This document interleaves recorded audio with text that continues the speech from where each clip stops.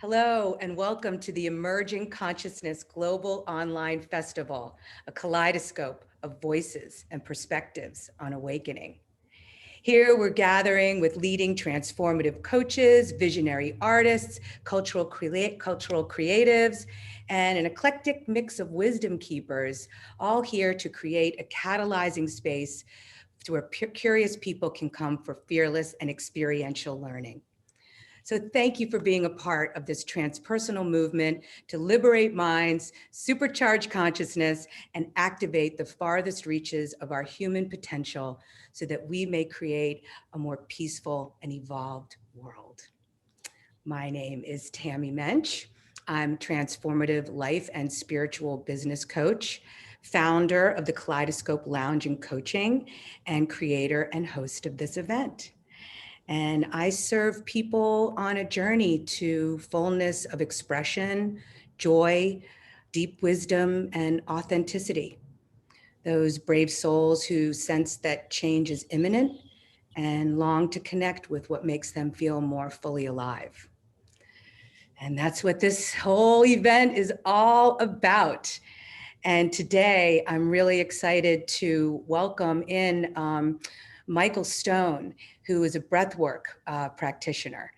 And we all know that all life emerges from the source of breath and how it can be a gateway into deeper consciousness. So I'm looking forward to speaking with Michael about how we can expand our consciousness one breath at a time.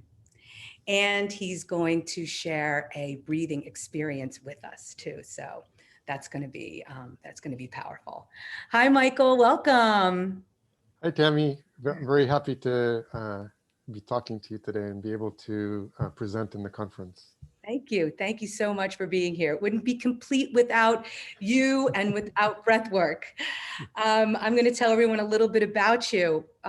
Michael has a unique way of combining his science background with his breathwork training and experience that allows him to create a safe space for participants to open their hearts and have transformative, life-changing experiences.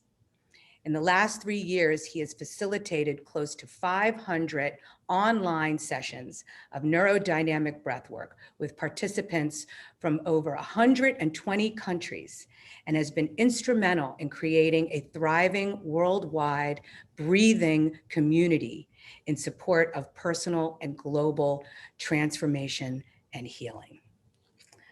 So I have to start by asking, why breath work and how did you get into it? That's actually a good question.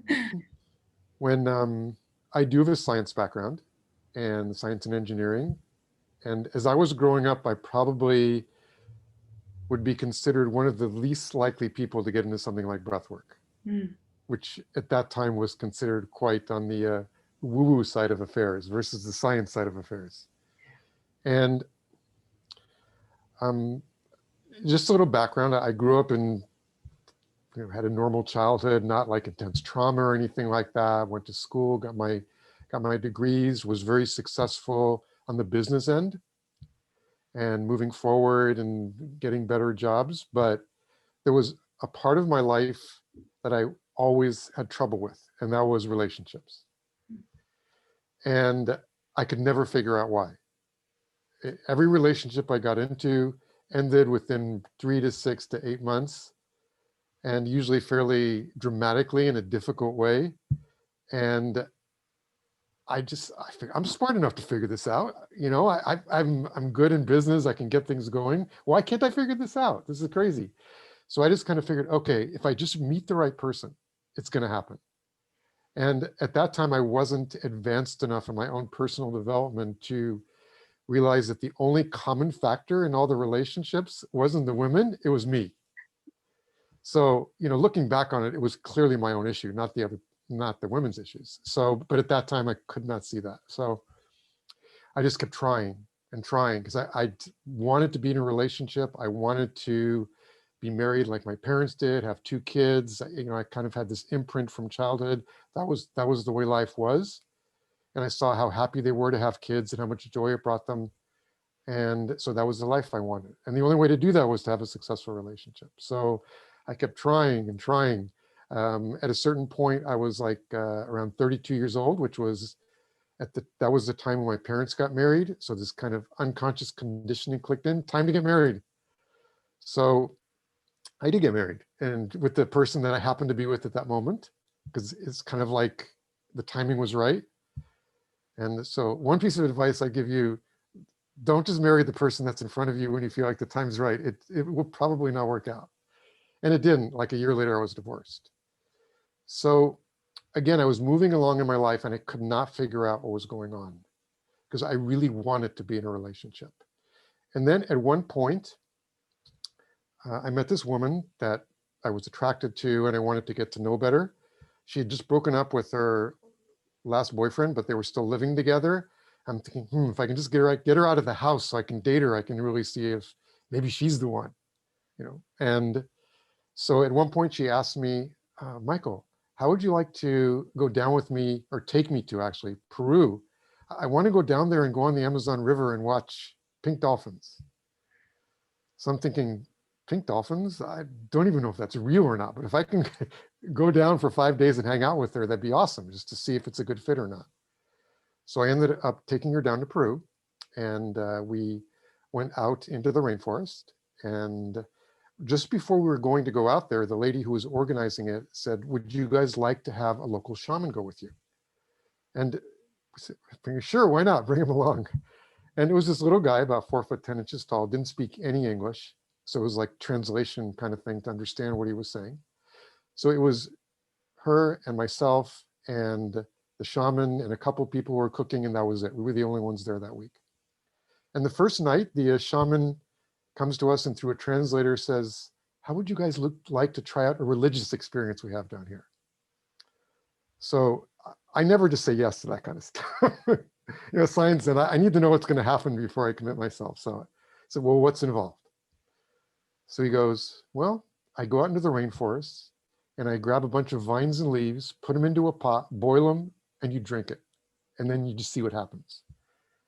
So I'm ready to tell him, forget about this. We're like a 4-hour canoe ride from anywhere. And with someone who doesn't even speak English, so I'm going to turn my life over to him drinking some kind of weird stuff and where I can't even talk to him. So I'm ready to tell him, forget about it. But the woman that I came down with said, yeah, let's do this. We have to do this. So then I've got this battle in my brain, right? Like the science side is going, no way.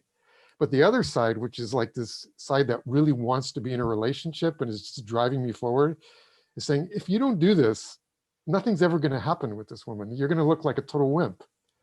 So for a while, this little battle went back and forth. And finally I said, okay.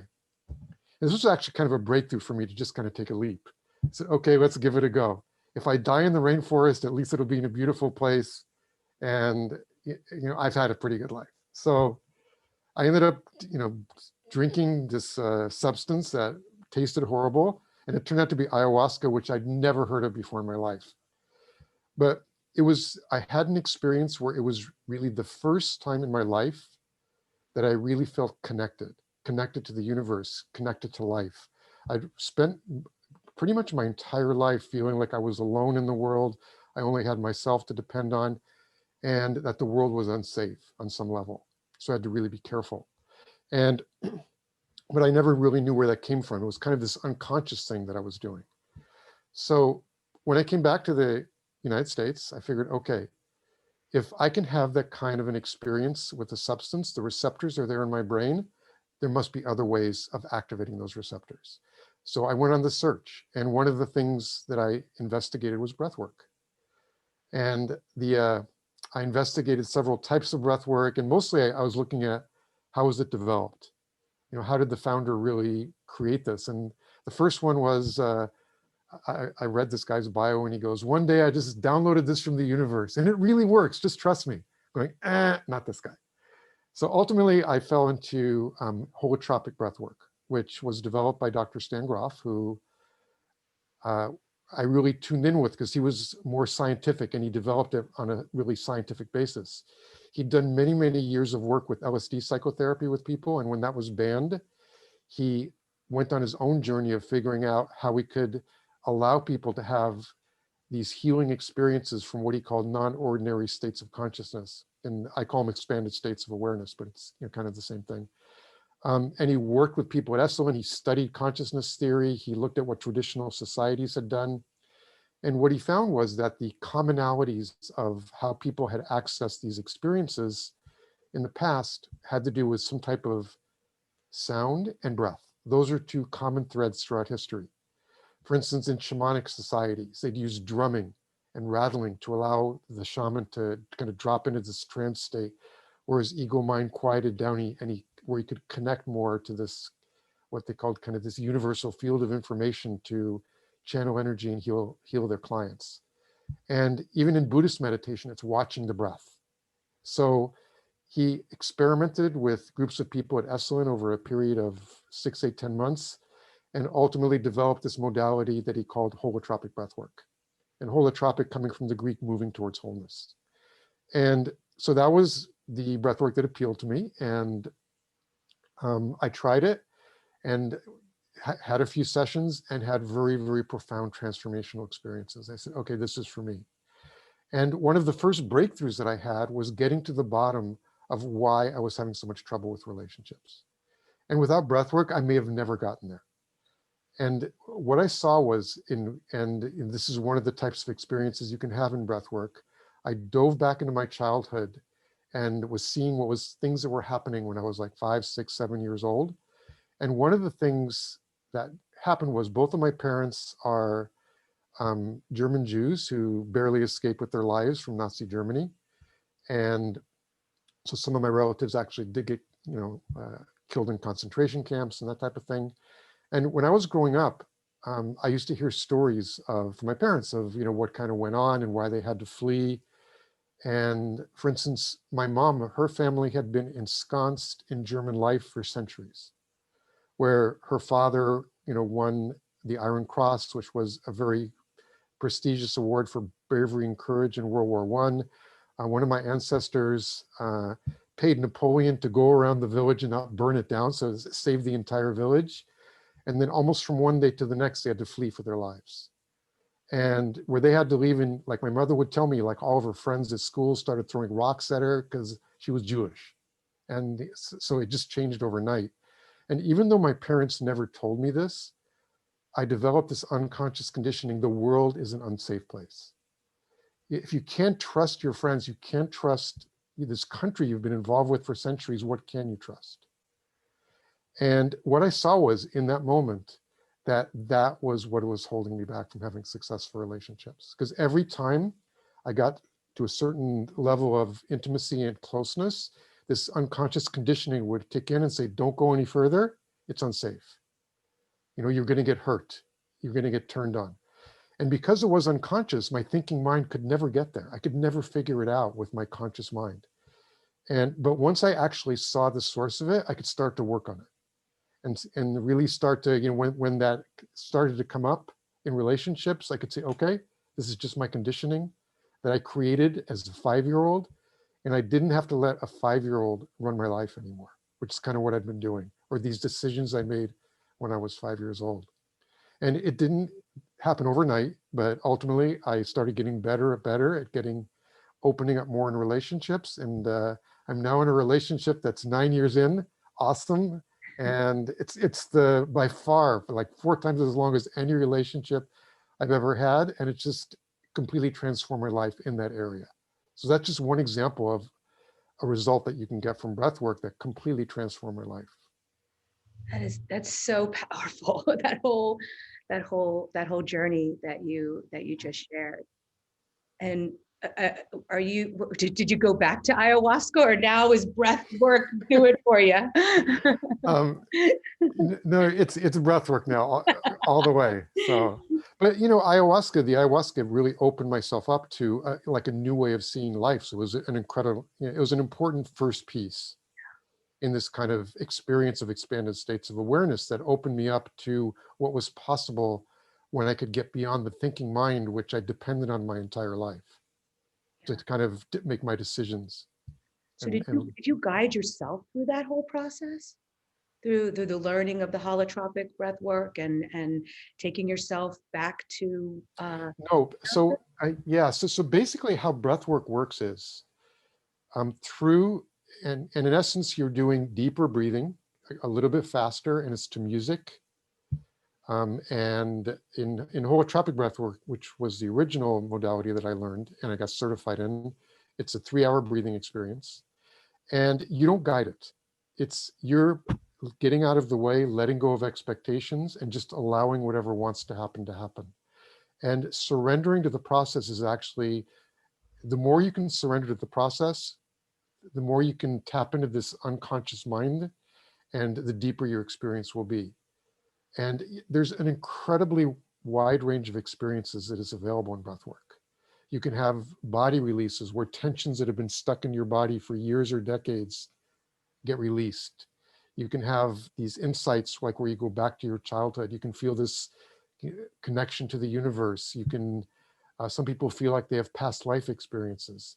Some people get downloads about issues they have in their life. So, but it's about trusting yourself, and which is, I call it your inner guiding intelligence. And in the same way that your body knows how to heal itself, thank God, because if you had to think about it each time, you'd be in serious trouble. It's like when you have a cut, your body just knows what to do. And it's the same thing with your psyche.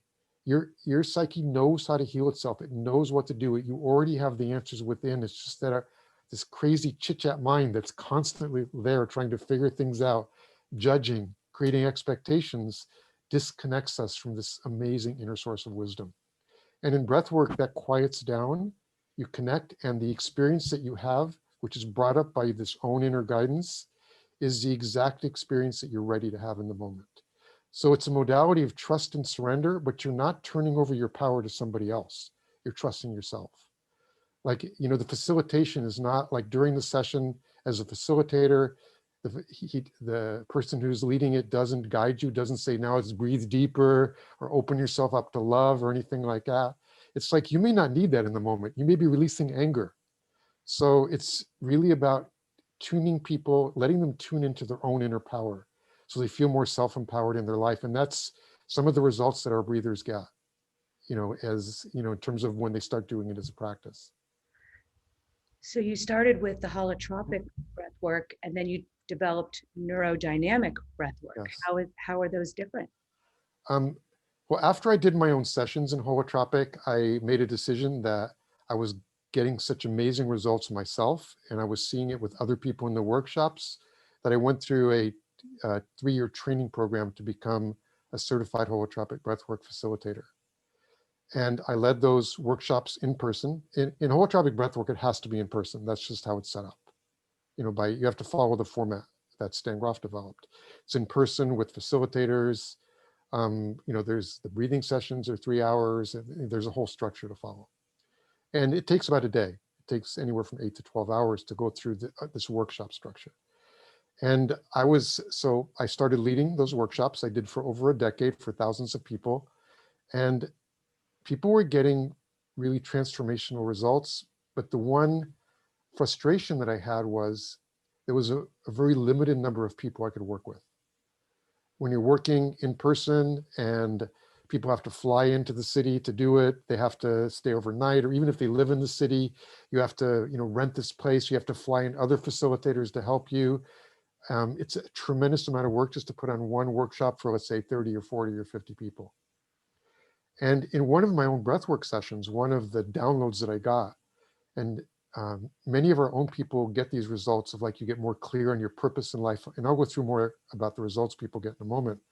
But I saw for myself that one of the purposes of my own life was to present breathwork to the world and to really allow as many people to experience breathwork as possible.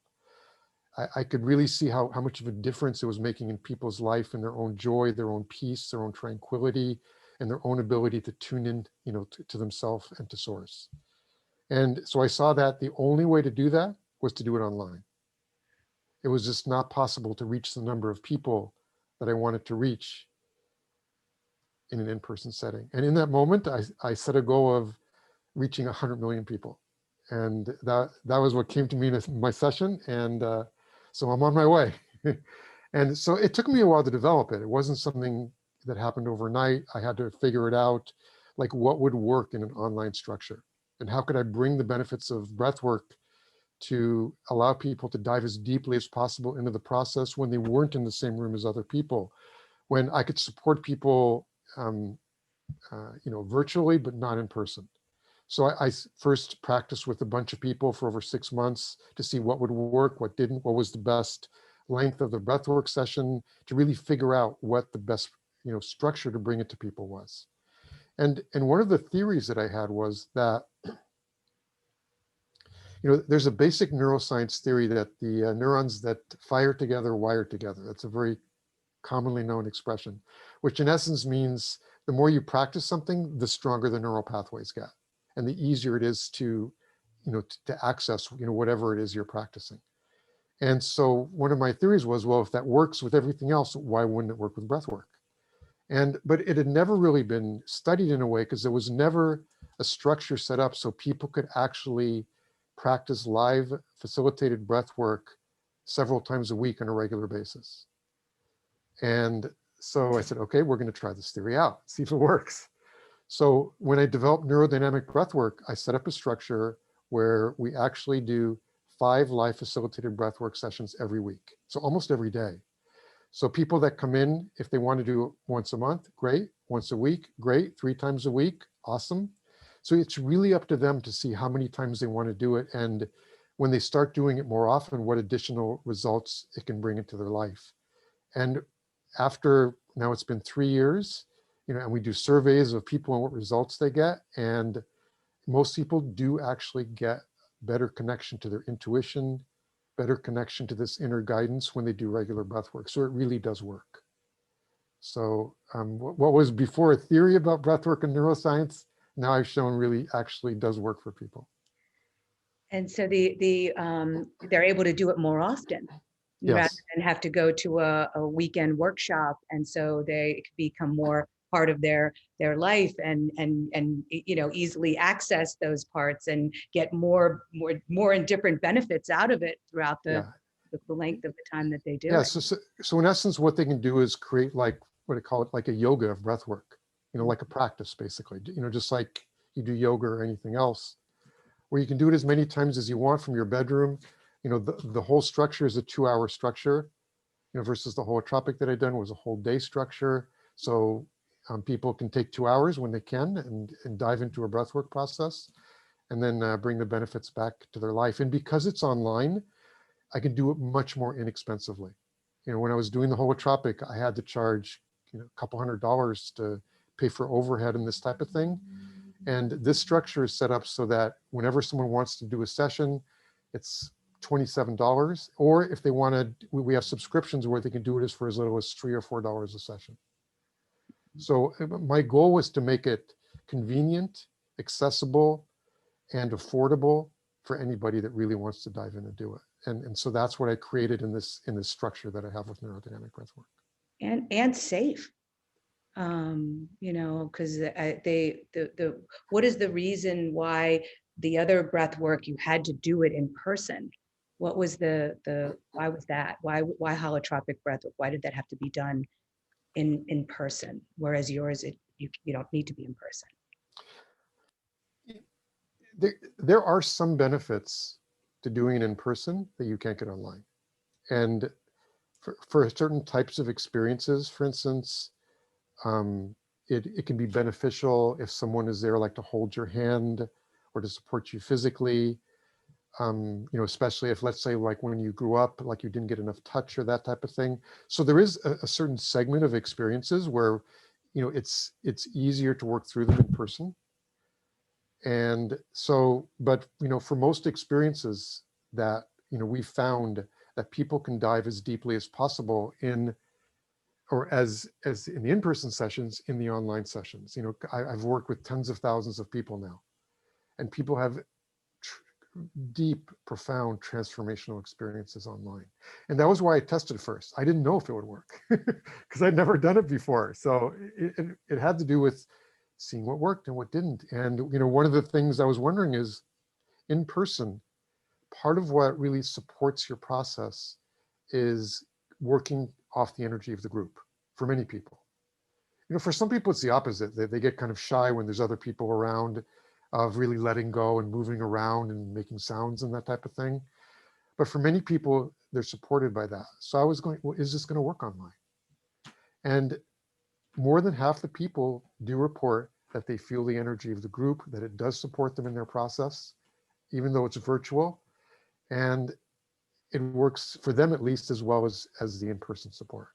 So it's quite remarkable what can be done online and what types of experiences, people can have.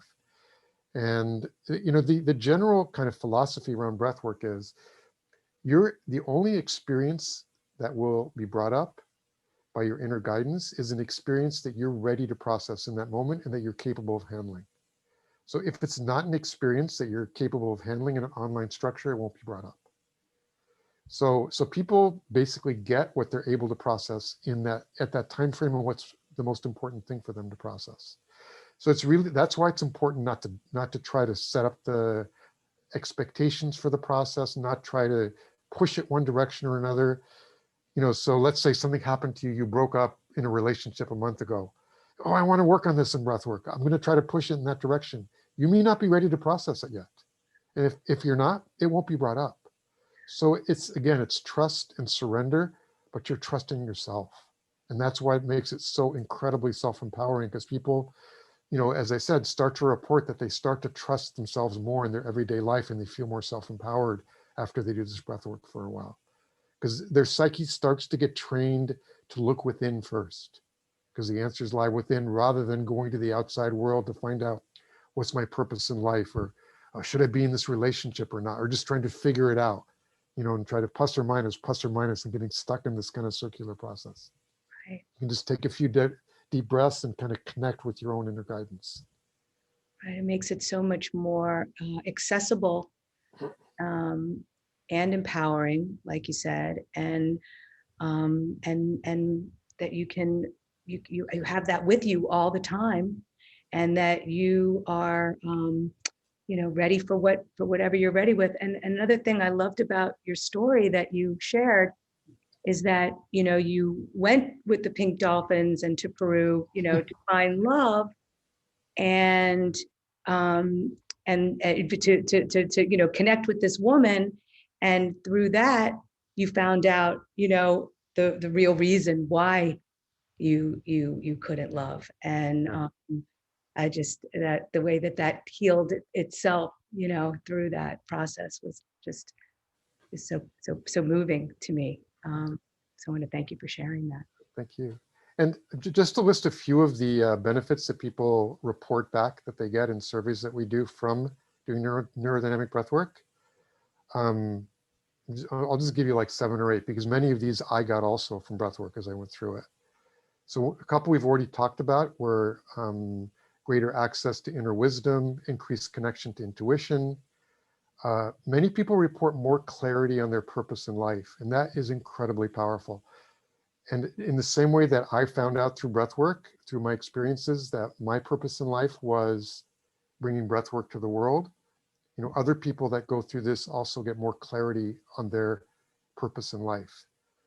And relief of some of the symptoms of anxiety is one thing that people commonly report. Managing stress better in the moment, feeling more connected to source, or some people say to the divine, or however they see it.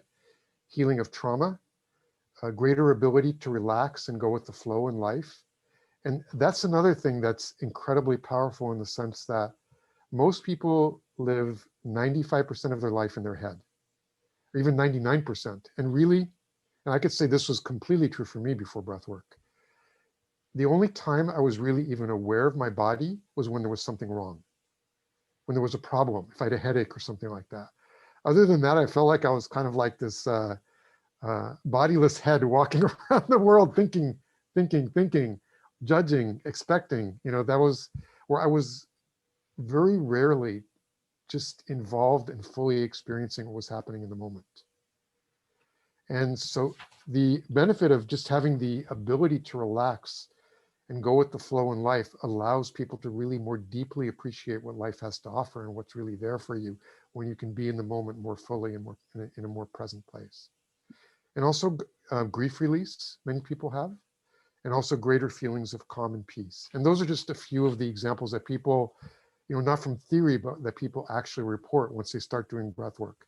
And this is not something you get on, first time you do breath work, all this stuff happens. Breath work is a journey, just like anything else in life. And as you make it more into a practice and do it more, you start to dive deeper into these experiences and be able to bring them back into your life. Mm. Well, I'm ready to try it.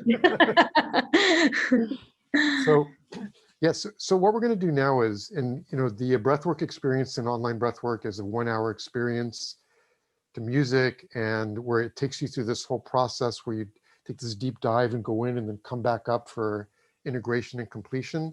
So what we're going to do today is just give you a teeny little taste of just 5 minutes of kind of a gentle breathing exercise and really the purpose will be just, even in 5 minutes, does your mind quiet down? Do you feel more relaxed afterwards? Or does it change anything for you? Just to get a sense of, just with a very small taster of what it's like. So are you ready? What should we do to prepare? So, okay, so what we're going to do is, you can do this either sitting up or laying down. It makes absolutely no difference. But it's going to be an eyes closed experience. You can either just close your eyes, or if you want to wear an eye mask, that's fine too. And I'm going to give you some instructions and just doing deeper breathing, get you going for a little bit. And then we're going to just play a few minutes of music, and then about 6 minutes or so. And then just a minute of just at the end, just kind of coming back. I'll give you a little 1-minute guidance. And so during the breathing exercise, you want to make sure you won't be disturbed. So, that someone's not going to walk in on you in the next 6 minutes or so. And also, you may want some tissues, but you don't have to have that. So it's really just about sitting, relaxing, and we're going to be focusing on the breath. But again, it's really important that it's an eyes closed experience. And we are going to be playing music. So ideally, you want to have be listening to this in whatever way you get the best sound quality. So if you have an over-the-ear headset, that's awesome. If you're on a phone or whatever, earbuds, perfect. If you're on a computer, ideally you want to have like a speaker bar or some external speakers. You just want to have something where you can play it at reasonable volume and not get distortion and that type of thing. So it's immersive. So, yeah. So, you want me to just kind of give it a few seconds for people to get organized, or? I think they can pause. They can pause us. Okay, great. Yeah. Okay. Yeah. So at this point, if you just want to pause it and just grab your stuff, get ready. Again, either sitting up or laying down is fine. If you're laying down, you can put a little pillow under your head to be comfortable. Just make it flat so your head's not kind of craned over. And you just want to have relaxing clothes on, nothing that's too tight or that's going to restrict deeper breathing. You might want to loosen up your belt or whatever, so you can just breathe fully and deeply without constriction. And let's get going. So let me do a screen share here.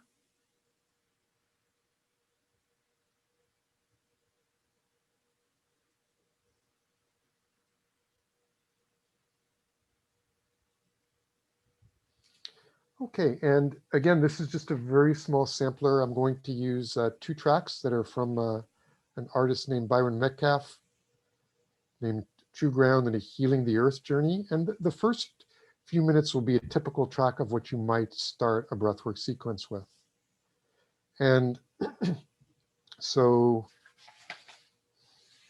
just to give you a little description of the breath, what we're going to be doing is taking full deep breaths in and out through the mouth. And the reason we do mouth breathing is for 3 things. One is it's easier to move air more quickly. Second of all, as I'll tell you in a moment, you're encouraged to make whatever sounds want to come out if they do, or even if your body wants to move. It's easier to make sounds when you're breathing in and out through the mouth. And third of all, whenever you're in an emotional state in your life, your body automatically switches to mouth breathing. So it kind of gives your psyche a bit of permission just to be more open and to surrender more to the process. So it'll be in and out through your mouth, and you want to take full deep breaths. So if you put your hands on your belly and breathe in, your hands should get pushed out. So it's kind of like diaphragmatic breathing. So, And the pace of the breath doesn't matter. You can just breathe at normal speed. It's totally fine. You just want to make sure it's full, deep breaths. And you want to breathe in a way where there are no gaps. So you're always just breathing in or breathing out and keeping your body relaxed. So don't put any tension in your shoulders or move your shoulders when you breathe. Keep your body open, loose, and relaxed. And just kind of doing the work with your lungs. So, and for the first minute or so, on the out breath, just let out whatever sound wants to come out. And if you want to continue to make sounds during the entire breath, that's fine. If after the first minute or two your body just wants to quiet down, that's fine too. If your body wants to move a little bit, just allow it to happen also. And so it's kind of like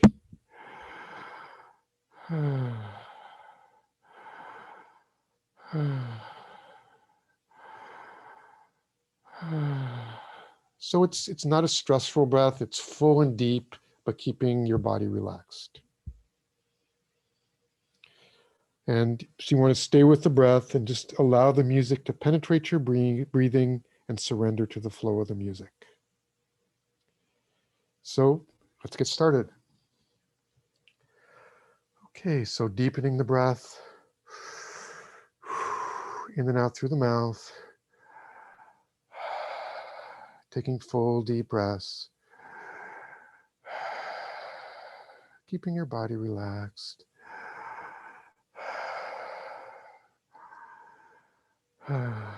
Just letting out whatever sound wants to come out in the out breath.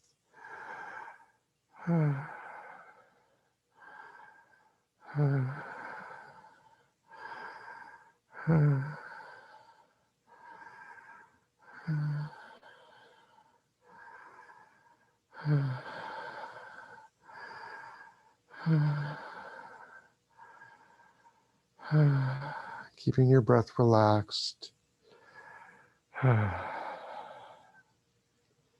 Staying with the breath, staying with the breath. And in a moment, the music will begin. Just staying with the breath all the way through.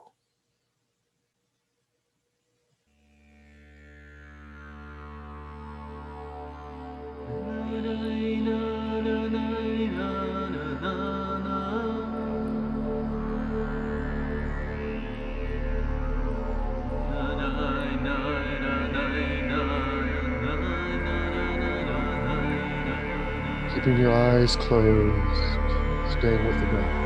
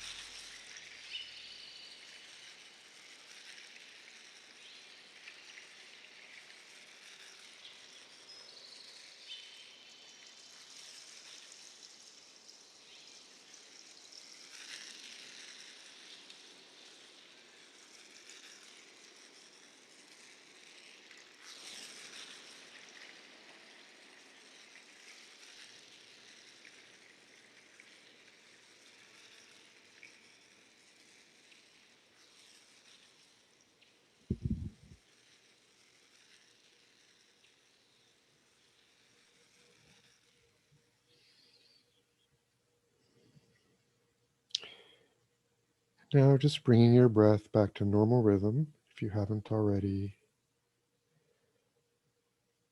Just being with yourself for a moment. If it feels right, putting your hands on your heart, just spending time with yourself, presence in your body, and regrounding, put your feet flat on the ground, connecting with the healing energy of the earth, being in a very gentle, present space with yourself.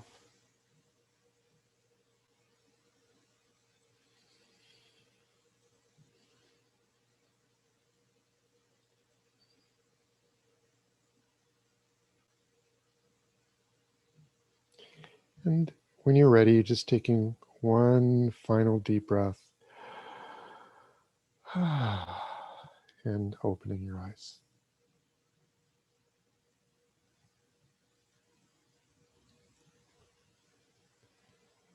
So that was the equivalent of putting your toe in the water of a swimming pool in terms of breath work. So how about you, for Tami? Do you feel any different than you did 6 minutes ago, or no? I do. um, I, breathing in and out of the mouth is different than I'm used to in and out. So it was definitely, I could feel something different shifting in my body just by breathing in that way. And was about halfway through, I wasn't, it wasn't pushing the breath through as much. It just kind of became more natural. And I felt my body kind of like spiraling, with like some kind of Kundalini energy. Um, and that felt good. It got kind of bigger and smaller, and I kind of went along for that ride a little bit. And then the music, when the rattle just really started coming in, it just really kind of like started like fusing with me, and I could see how it is a journey. I really could see how that, whatever twists and turns, might be around the path, and there would be so much, seems like there was so much to explore. Yeah. So that was great. Yeah, Great. exactly. And during the actual breathing sessions, many people actually move around quite a bit. And one of the instructions that people are given, there are 3 keys to diving as deeply as possible into a breathwork experience: emotions, sounds, and movement. And if an emotion wants to come up, to let it come up, to let it release. Everybody suppresses emotions at certain parts in their life. And if you don't do any type of work in your life to do some release around those energies, it starts to really create problems with your health and with your well-being, because your body's spending so much of its natural energy to suppress these emotions inside of you. It just can't fully do what it is supposed to do, which is keep you healthy, keep you vibrant, and put its energy into what you really want it to do, which is having you feel alive in your body every day, having your immune system up where it should be, and that type of thing. So many times in people's first sessions, they do have emotions come up, they do have body releases. And sounds also, sound release is incredibly healing and an amazing way to release stress and tension. And most people never do that, never really allow loud sounds to come out when they want to. And also movement, as you said, you started to move around a little bit. That's another very powerful way for the body to release and become more whole and healthy. So those are kind of 3 keys to really let those things happen during the breathwork session. So you mentioned that, the people don't, move these energies through their body enough. And I was just curious, when you're exercising, you're moving and you're breathing and you have music. So how is this maybe different than, how is it different than exercise in the psyche? Um, Exercise is very healthy, and it is a good way to release body stress and that type of thing. It's not structured though, for instance, to release emotions Mhm. or so exercise creates basically part of the result that people need. And I encourage people to exercise on a regular basis. It's incredibly healthy. So part of the work can be done through exercise. But the reason that breath work is so powerful is because through the breath and giving yourself permission to release in the music, you quiet the ego mind and allow things to be brought up that whether you do exercise or whatever else is being suppressed into your body, because many times when these things originally did happen and you had the emotions when you were a kid, it wasn't safe to express it. It wasn't safe to feel it. And that's what's still in your head, basically, that neural pathway of it's not safe to express this stuff and to really feel it, even though as an adult you can. But that neural wiring from childhood is still there. So just by exercising, you don't get the benefits of these things that are in your unconscious that you can then become conscious of and let them work through your body and let them release. So it's exercise is great, but breath work allows a much wider range of releases and experiences to improve your health, well-being, and vitality in life. Yeah, I could see that. It's a totally different container, Yeah. for But sometimes people do move around a lot in breath work, but if their body needs it, that's what they'll do. yeah, So it's really about trusting your body knows what it needs to do and how it needs to release. yeah, yeah. That was beautiful. Thank you for sharing that with us. That was great. I didn't want to come back. Yeah. And tell me the other thing that we do, and I don't know if there's time to get into this or not. There's an amazing benefit in terms of doing breath work, and people get insights. They get, but then there's work to do after that. You have to bring it back into your life, and it's the same thing as anything. If many times people go to these workshops or things, and they get really high and pumped up for a weekend, and then they go back into their life, and they get caught in their routine, and it all kind of goes away. So integration is an important part of breath work, in terms of how do you imprint it, how do you embody it. So we do have also many integration exercises that we recommend, such as journaling and drawing and a bunch of stuff. But there's also another aspect to it that we also allow people to have with when you come back into your life. There's other ways to access this unconscious conditioning besides just breath work. And that's where the neuroscience comes in, working with the brain. And you can, once you understand how the brain works, you can actually use, for instance, if something happens in your life and you have an emotional reaction to it, you can actually use that emotional reaction to learn about your unconscious conditioning, about what's going on. And then you can actually bring it to the surface and work with it through things that are happening in your everyday life, whether it's through watching movies or any time an emotion is evoked. And there's also brain exercises that you can do to dive into your unconscious, outside of the breathwork experience. So we're also developing a course on that we're going to be putting out within the next month or two. Yeah, integration is so important to what we learn and then incorporating it into our life. I'm glad that there's that component. And tell me a little bit more about that program you mentioned. Yeah. So it's going to be an online course, and there's two aspects to it. The first is most people don't really understand how their brain works, how it absorbs information, how it takes in what's from the outside world and actually uses it to navigate through this reality. And so the first step is teaching people, how does the brain work? How does memory work? How does perception work? And like you can't really work with something until you know how it works and until you know how it functions. So you can really have it work for you instead of against you. In the same way that I was in my relationships, in my conscious mind, I wanted a relationship, but in my unconscious mind, I didn't want a relationship because I was in fear of being too close to someone. And once you understand how the brain works, you can create exercises and do other things to actually be able to get in touch with much more of that unconscious conditioning on an everyday basis. And just to just a small taster of what the, let me do a quick screen share here. Let me get this so it's in a more readable view here. Perfect. So two of the things that we talk about in the course, this is just right at the start so people get a better understanding of how the brain works, is memory and perception. And I'm not going to talk so much about perception here. That's a whole other story. Other than that, it's important to know that the brain that perceives things in a way that it feels like is useful to navigate this reality, not necessarily what's really out there.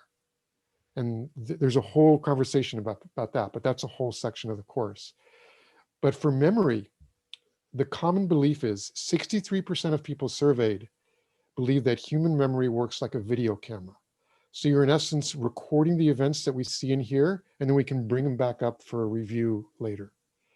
And also 40% of people surveyed believe that once you've experienced an event and formed a memory of it, that memory doesn't change. And both those things are completely wrong. And our memory actually works in a very, very different way. And first of all, we're going to have a little fun here just for a minute and do a little exercise just to show you how imperfect our memory really is. So what you're going to need for this is a pencil and paper. And that's pretty much it. And what I'm going to do is I'm going to show you a list of 15 words and just ask you to look at them for about 30 seconds and try to remember as many of them as you can. And then after that, I'm just going to talk for 15 or 20 seconds and have you write down as many of the 15 words as you remember. So no cheating. You can't start writing them down when you see them. And it'll be interesting to see how much, just within 2 minutes, how much you forget.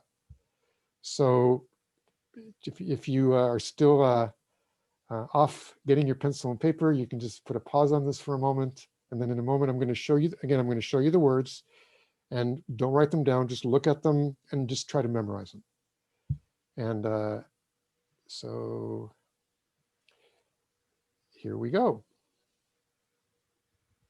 Okay, so these are the 15 words. So again, just look at them. We'll give you about 30 seconds and just remember as many as you can of them.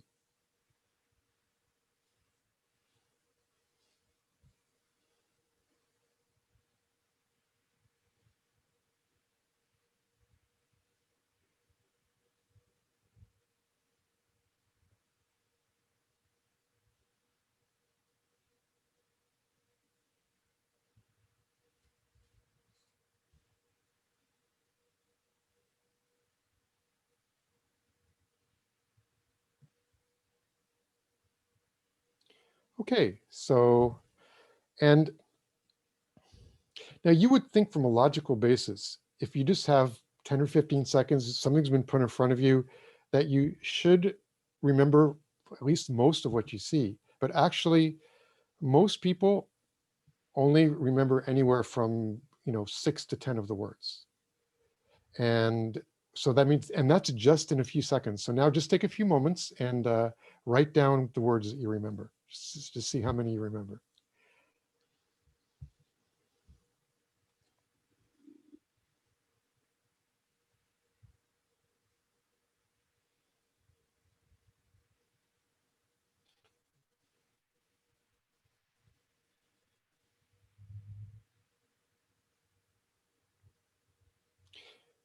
And again, you can put the screen on pause if you need some more time to write.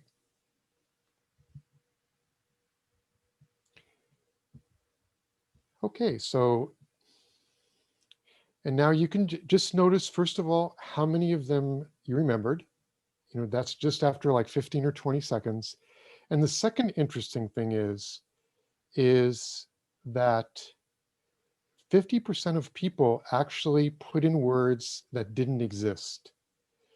And for instance, how many people put in the word sleep? And the interesting thing is that,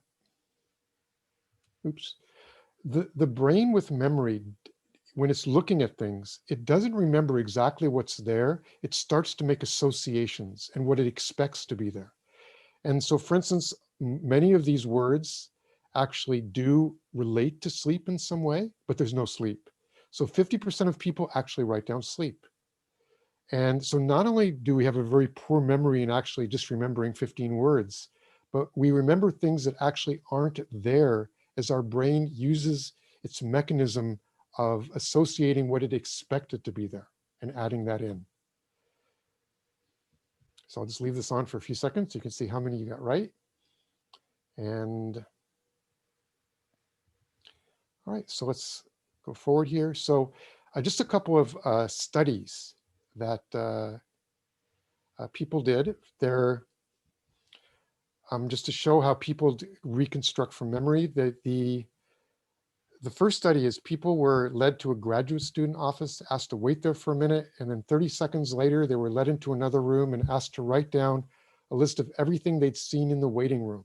It was just a typical, grad student office. 30% recalled books, 10% recalled file cabinets. There were no books and no file cabinets. So they were reconstructing their memory based on what was there and also what should have been there, what they expected to be there.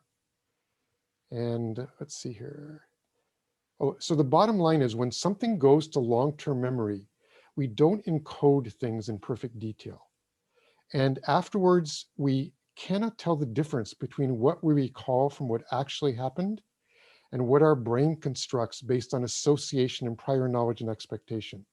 So what you store in memory is not an exact replica of reality, but a recreation of it. And so memories are reconstructed rather than played back each time. And so we rewrite our memories based on our current belief systems. So just as an example of a study they did, they gave 100 people a questionnaire about end-of-life decisions. So for instance, if you were on a respirator and you had no hope of ever getting back to a normal life, would you want to stay on the respirator, that kind of thing. Same people, a year later, same questions. Out of those people, 23% changed their minds, wrote different things in the answers, which is kind of normal. People change their minds. But the interesting thing is that out of those 23%, 75% insisted that they'd answered the same way the year before. So in other words, their brain had reconstructed and changed the facts of their past in order to agree with what their current belief system is. Which to me was fascinating when I first learned that, in terms of what you remember happened actually is a function of your current belief system. And the further back the memory, the more really inaccurate it is, because the more times you've brought it up and recreated it, based on whatever belief system you had in that moment. And just one more example, they did another experiment where they went to parents of 100 different kids and got pictures of them as children. And they photoshopped those children into hot air balloons, the pictures of the children. And then they showed it to they were grown up then at that point. And they showed it to them, and 50% of them created a memory of having been in a hot air balloon when it had actually never happened, just by seeing the picture. Because all of a sudden their brain's going, oh, there's a picture of me in a hot air balloon, it must have happened. And it starts to create the memory. So, again, most people believe that they're just kind of pulling up pictures from the past, and it's completely not true. That's not how the brain works. The brain hates dissonance. So when you currently believe something, it'll try to reorient your memories to agree with your current belief system. And so let me just stop the screen share. So the important thing about that is that many people, like how you see your past, what you see happened in your past, your brain kind of projects that into the future in terms of what it believes is possible for you and what you can do. For instance, oh, I was horrible at art in school, so you wouldn't even try art because you know you're bad already. So all these things that you remember from your past limit your possibilities for the future.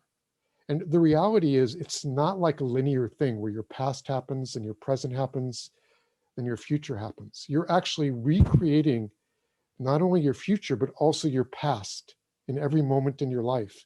And as you recreate your belief systems and your ways of looking at the world, it actually, your brain starts to recreate and search for proof of that in your past to actually agree with your current belief system. So you remember different things, you remember your past differently. And it actually pushes you forward towards your goals and your belief systems and what you want to manifest in your life. And it can all happen in this moment.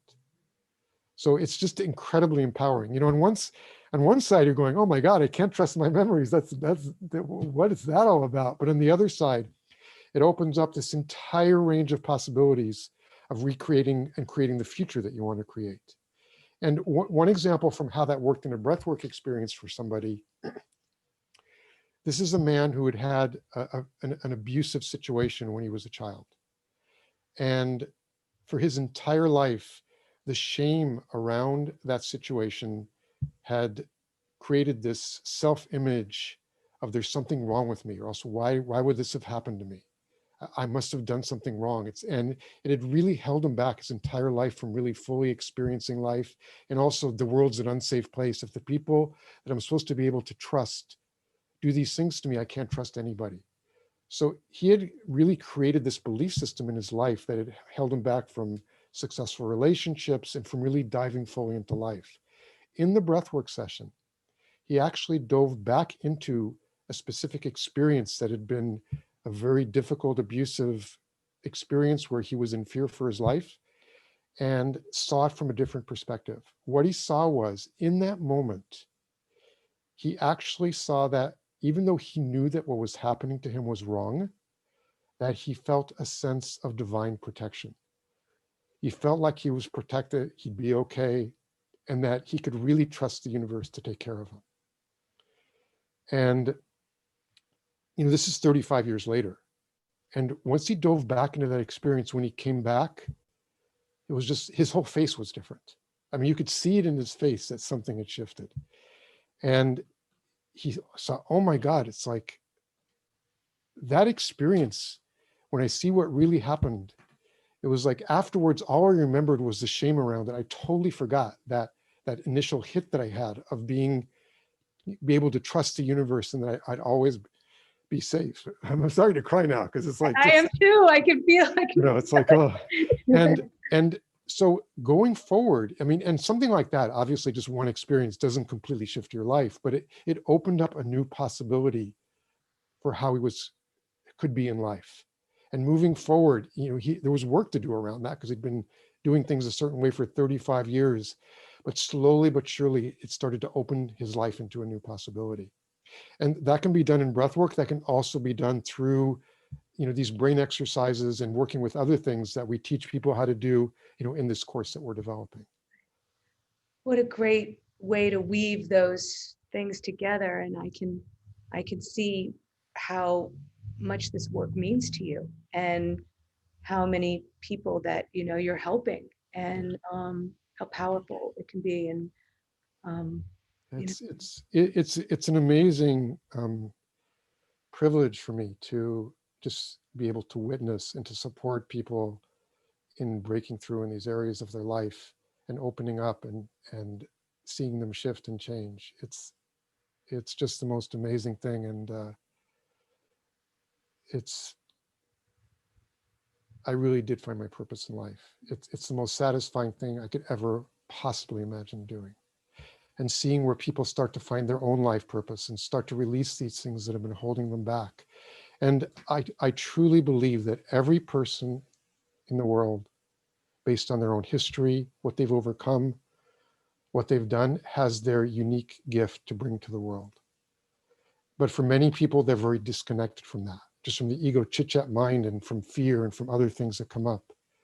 And to start to see people get in touch with that and to really see what can they bring to the world, how can they make a difference in their lives, it's hard to even explain, you know, how that feels on my side. Just how much of a privilege I feel in being with people when they're, and supporting people in their journey in that way. Michael, thank you for so much. I could keep listening to you. There's so much here to dive into. That whole memory piece, that was like, I wanted to like keep going in that. So you leaving us wanting more. And just really thank you so much for all that you shared, and all that you brought here of yourself, to this session, and in all the ways that you're reaching out to touch 100 million people. And this festival is hopefully, helping to get you there. So yeah, I'm And really grateful. so just encourage people to give it a try. Yeah. And, it's really kind of like, I could talk forever about things that are experiential, like when you're trying to figure it out with the mind, like you don't really get a sense of it. That's why I did the little 5-minute experience. But I encourage everybody to, we give everybody a free session just to try it out and check it out. And we do 5 sessions a week, so you can choose any session that works for you in your schedule. And if you just go to our website, breathworkonline.com, it's just a little button you push saying try a free breathwork session.